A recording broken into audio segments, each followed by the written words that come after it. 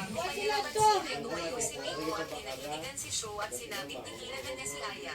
Tumawa si Sho at tinawag siyang mahina kaso biglang sinabi ni Kiri at ito ang pinakapopular na lalaki sa klase at binanggit na ibalik ni Sho ang Military Katloy. Ito na boy guys. pagkatapos ay inuwan ang kanyang Nabuhay niya. sa isang nerd na si Yaso at nag-isip si Mimo kung Ay, din niya mo kung guide daw. Ay, ito isang hindi hindi nagto guide yung isa man. Pag naman masagot, lahat ng nasa Okay. kakayahan ay hindi nila alam. Wala pa rin Gagoy.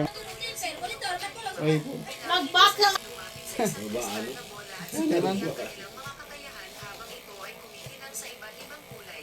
Pagkatapos ng mga nerd ay Gapong lumapit si goko Sho ya? sa kristal at agad itong kumikislap ng maliwanag na pulang kulay.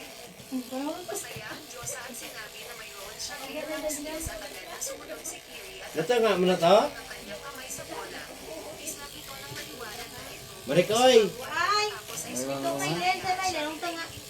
Bili ko ito isa ka kuwet ko rin. eh, Yan yung imo, alam mga ano, ang guro ko kuwet, 1, 2, 3, 4. Oh, basang isang ito.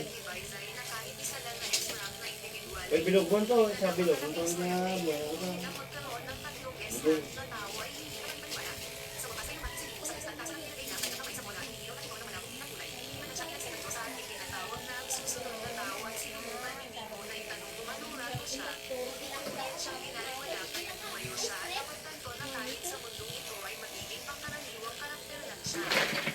Pagkatapos si Yaso na nerd ang sumunod na lumapit sa kristal at nagkaroon ng espesyal na Lord ability sa loob niya na dating taglay ng isang Lord hero na naging pinakamalakas. Sa wakas ay natapos na ng lahat ang pagsuri sa kanya sa isang absorption na reaksyon na isang sinag ng enerhiya na nagbigay sugat sa kanyang kamay. Lumilitaw na ang sinag na ito ay na-activate kapag ang target ay nagpapakita ng intensyon na umatake. Bukod pa rito ang mukha ay hindi maaabot ng kanyang malika kaya maraming mas mabuti pang mag-evolve pa bago harapin ang bagay na ito. Gayunpaman, ang estruktura ay humiwalay sa pader at nagpakita ng sarili bilang isang nilalang na may sariling buhay na maaaring magpaliwanag ng klasik na senaryo ng patayan o mamatay para sa ipinagtabuyang bayani. Sa labas ay may isang babaeng tumating sa ruin ng discard at lumapit sa pasukan. Hindi nagduda si Mimo na ang isang nilalang na ganitong antas ay hindi alam ang kanyang presensya doon kaya't kailangan niya manatiling alerto hanggat maaari.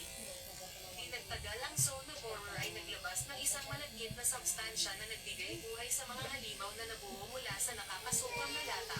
Isang araw ang mga halimaw na ito ay mga itinapong tao sa ruin na ito at ang kanilang mga mukha ay katulad pa rin ng noong sila ay pinatay ng halimaw na entidad. Ang kanilang huling ekspresyon bago matay. Palaisipan sa batang lalaki ang reaksyon niya sa kakaibang tanawing ito, kaya't bubuhan ng kawalan ng pag-asa at ang Soul Devourer ay napasasasagalan ng kanyang intensyon. Lalong maraming halimaw ang inilabas mula sa malevolent entity na nagpaawa kay Mimo para sa kanyang sarili at di magawang masaktan ang mga